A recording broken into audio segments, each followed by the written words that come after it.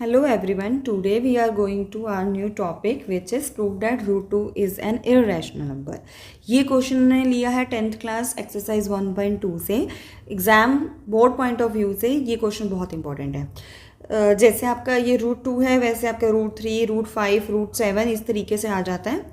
कुछ भी आ सकता है, आपका जो डिजिट चेंज होगा। सो मैं यहाँ पे स्टेप्स बता रही हूँ, ये स्टेप्स इसी ऑर्डर में आप देख लेना कैसे लिखने हैं।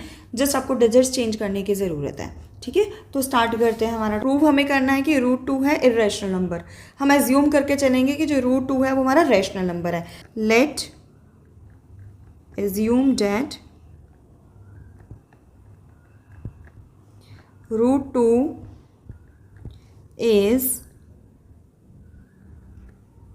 अ रैशनल नंबर। तो अगर रूट 2 एक रैशनल नंबर है, आप एक रैशनल नंबर को कैसे लिखते हो? पी बाई क्यू की फॉर्म में लिखते हो या ए बाई बी की फॉर्म में लिख सकते हो। तो हम इसे लिख देंगे therefore root 2 can be written as A over B where A and B are coprime numbers. Coprime numbers कौन से होते हैं?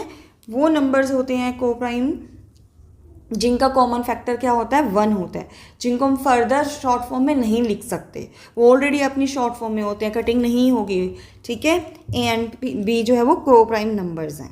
ठीक है, दैट इज, इसको मैं लिख देती हूँ, the common factor is 1।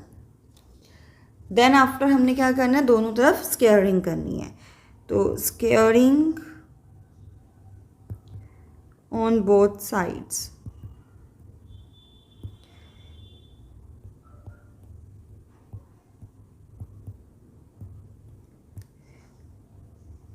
To is equal to, ये कैंसिल आउट हो जाएगा, ए स्क्वायर बाय बी स्क्वायर।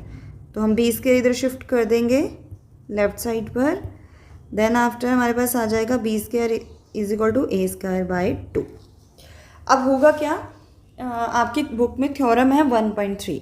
वो क्या कहती है कि अगर किसी भी नंबर का स्क्वायर किसी दूसरे नंबर से डिविजिबल होता है, सो वो नंबर जिसका आप स्क्वायर कर रहे हो वो नंबर भी दूसरे नंबर से डिविजिबल होगा। फॉर एग्जाम्पल अगर मैं आपको बोलूँ 6 square is divisible bye 3, so 6 is also divisible by 3। तो यहाँ पर हम इसे लिख सकते हैं। आपको ऊपर थ्योरम मेंशन कर देना बाय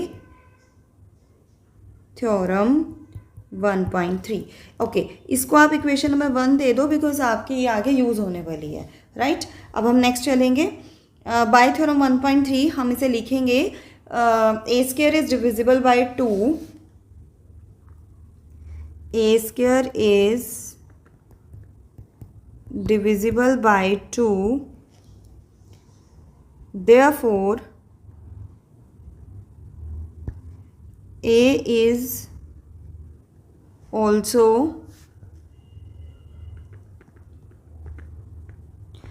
डिविजिबल बाय 2। तो एक नंबर अगर 2 से डिविजिबल है तो हम इसे ऐसे लिख सकते हैं a is equal to 2c, जिससे भी वो डिविजिबल होगा वो उसी का ही मल्टीपल होगा। 2 से डिविजिबल है तो 2c आ जाएगा। ऐसे ही अगर रूट 3 होता तो 3 से डिविजिबल होता तो यहाँ पे 3c आ जाता, एंड सो ऑन। रूट 5 होता तो 5 से डिविजिबल होता तो 5c आ जाता। हर एक क्वेश्चन में स्टेप्स तो सेम रहेंगे, सिर्फ डिजिट्स आपको चेंज करने हैं। ठीक है, अब नेक्स्ट स्टेप हमारे पास क्या होगा? अगेन इसको भी हमने क्या करना है? स्क्वेयरिंग करनी है। Squaring on both sides. तो हमारा आ जाएगा ए square is equal to 2c whole square, a square is equal to 4c square. Now what we will do, जो हमने इक्वेशन 1 पीछे ली थी मैं आपको दिखा देती हूँ। यहाँ पे आपने इक्वेशन 1 लिया है 2b square is equal to A square. तो यहाँ पे ए स्क्वायर की वैल्यू है आपके पास 2b स्क्वायर। अब इस इक्वेशन में हम पुट कर देंगे, हम लिख देंगे फ्रॉम इक्वेशन नंबर 1।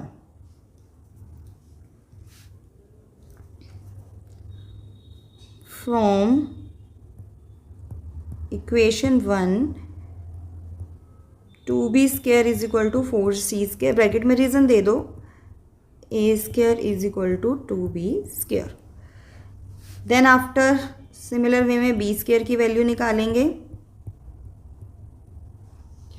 राइट, तो बी स्क्वायर की वैल्यू हमारे पास आ गई है 2c square. B square by 2 is equal to c square. Again same चीज़ हो रही है. B square is divisible by 2, then B is also divisible by 2 by using theorem 1.3. तो यहाँ पर लिख सकते हैं हम by theorem 1.3 B square is divisible by 2, therefore b is also divisible by 2. यहाँ पर अब हम इसे दे देंगे इक्वेशन नंबर 2. नेक्स्ट स्टेप में हम क्या करेंगे, अगर b 2 से डिविजिबल है तो हम इसे ऐसे लिख सकते हैं b is equal to 2d. इसे इक्वेशन नंबर 3 दे देंगे इसको. अब आपके पास from equation number 2 and 3, because 2 में हमने ये प्रूव किया कि a is divisible by 2, equation number 3 में भी यही प्रूव किया b is divisible by 2. From equation 2 and 3 both b and a are divisible by 2. But अभी हमने क्या ऊपर लिखा था कि a एंड b के बिटवीन कोई भी कॉमन फैक्टर नहीं है, मतलब a एंड b क्या है, को प्राइम नंबर्स हैं. बट यहाँ पर हमें क्या हुआ, a एंड b जो है वो कॉमन फैक्टर 2 मिल गया. 2 से दोनों नंबर डिविजिबल हैं. सो नेक्स्ट में आपको लिखना है, इसी तरीके से लिखना है, this contradicts the fact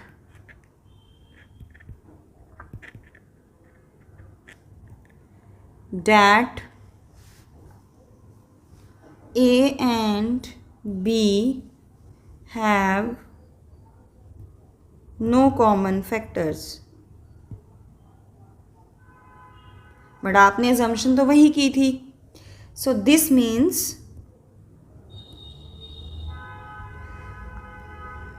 our assumption is wrong. तो जो हमने assumption ली थी कि √2 रैशनल नंबर है तो वो रॉन्ग हो गई. तो this proves that √2 is an irrational number.